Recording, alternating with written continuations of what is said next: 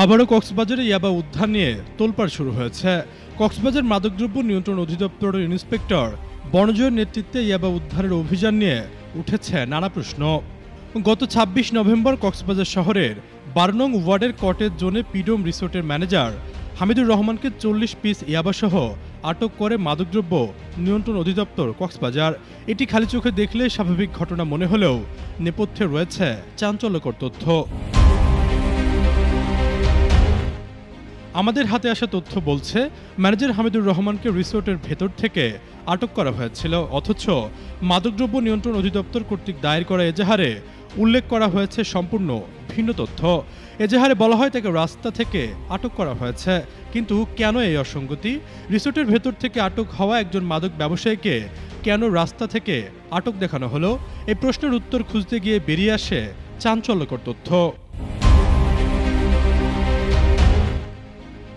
অনুসন্ধানে জানা যায়, রিসোর্টের মালিক নজরুল ইসলাম দীর্ঘদিন ধরে ইয়াবা ব্যবসার সাথে জড়িত। নজরুলের বাড়ি উখিয়ার হলদিয়া পালং ইউনিয়নের মরিচাবাজার এলাকায়। স্থানীয় সূত্র ও নজরুলের ব্যবসায়ী পার্টনার রেজাউলের স্পষ্ট তথ্যে জানা যায়, গত কয়েক বছর আগেও নজরুল ইসলামের একটিমাত্র গ্যারেজের দোকান ছিল, সেটি ছাড়া আর কোনো ব্যবসাও ছিল না।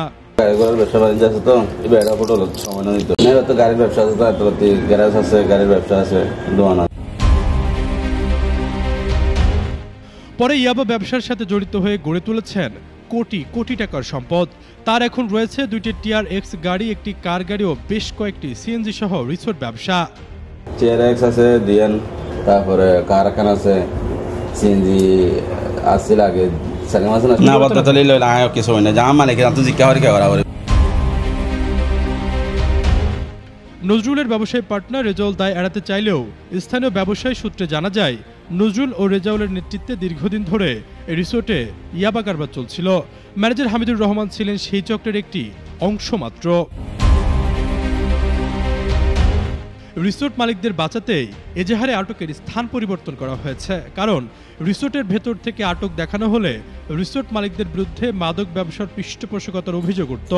সেটিকে ধামাচাপা দিতে স্থান পরিবর্তন নয় কি, এমন প্রশ্ন সচেতন মহলের।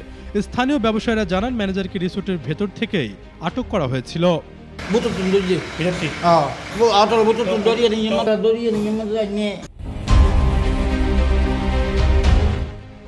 এ বিষয়ে জানতে হোটেল মালিক নজরুলকে কল করা হলে সাংবাদিক পরিচয় পাওয়ার পর তড়িঘড়ি করে কল কেটে দেন। এরপর আবারও কয়েকবার কল করে কথা বলার চেষ্টা করলে তিনি সরাসরি কল কেটে দেন। আমি একজন সংবাদকর্মী বলছিলাম, আপনি কি নজরুল ভাই বলছিলেন? আপনি যে নম্বরে কল দিয়েছেন তা এই মুহূর্তে ব্যস্ত আছে। এ বিষয়ে মাদকদ্রব্য নিয়ন্ত্রণ অধিদপ্তরের কর্মকর্তা ইন্সপেক্টর বনজয়ের সাথে যোগাযোগ করা হলে তিনি ভুল স্বীকার করে জানান, 5 মিনিট পরে গেলে রিসোর্টের মালিক আলোচিত নজরুলকে আমরা আটক করতে পারতাম। এ সময় ম্যানেজার হামিদুর রহমানকে তল্লাশি করে 40 পিস ইয়াবা উদ্ধার করা হয়। তিনি আরও জানান, নজরুল রিসোর্টে প্রবেশের সময় একজনের ইশারায় প্রশাসনের টের পেয়ে পালিয়ে যায়। ইতিপূর্বে ইয়াবা নিয়ে নজরুল আটক হয়েছে। তদন্ত কর্মকর্তা চাইলে রিসোর্টের মালিক নজরুলকে আসামি করতে পারে বলেও জানান তিনি। ওই টাইমে একটা রিং আসছিল যে আমি কলাতলি আছি, মহিলাটা পৌঁছাইছে কিনা, আমি কলাতলি আছি, এই 5 মিনিট লাগবে।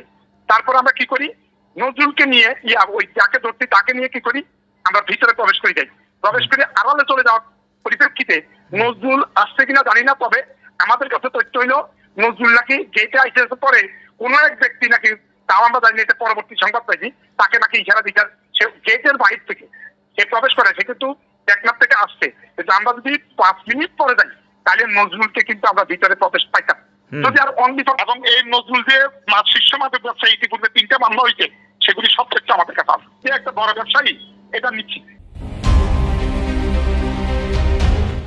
একটি ছোট ইয়াবা চালানের ঘটনায় যদি সরকারি সংস্থার এজাহারে এমন পরিবর্তন আসে, তবে বুঝতে হবে মাদক ব্যবসায়ীরা কতটা প্রভাবশালী। পিডিএম রিসোর্টের মালিক নজরুল ও রেজাউলের ইয়াবা কারবারে যুক্ত কিনা তা খোঁতে দেখা হোক, এমন দাবি সচেতন মহলের। শুধুমাত্র ম্যানেজারকে আটক করে কি মূল হোতারা আড়ালে থেকে যাবে, এমন প্রশ্ন এখন সবার মুখে।